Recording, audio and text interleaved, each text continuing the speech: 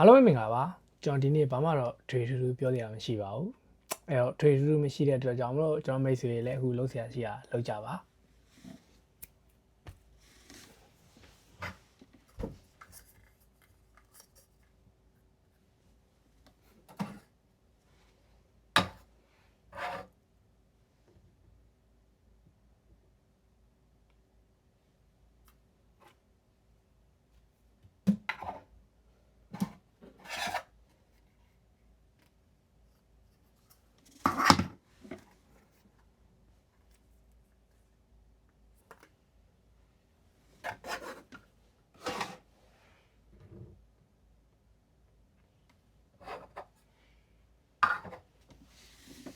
ဘာကြည့်နေရလဲမိတ်ဆွေ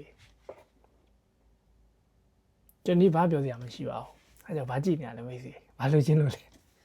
ကျွန်တော်အခုဘာမှလုပ်နေရမဟုတ်ပါဘူးဟိုကိုင်ဒီကိုင်၆ကိုင်နေရပါ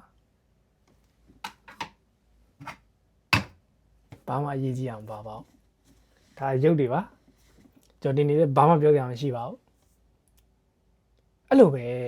ကျွန်တော်မိတ်ဆွေဘာမှအရေးမပါတဲ့ဘာမှအဓိပ္ပာယ်မရှိတဲ့ဘာမှကိုယ့်အတွက်အကျိုးမဝင်တဲ့အရာတွေကိုယ့်အတွက်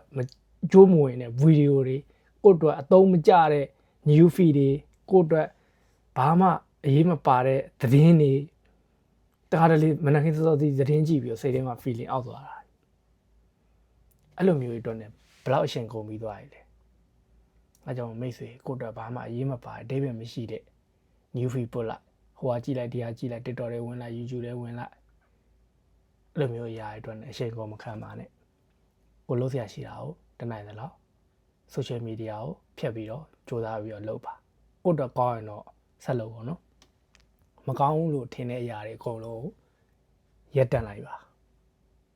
ဒီလောက်ပါပဲ bye bye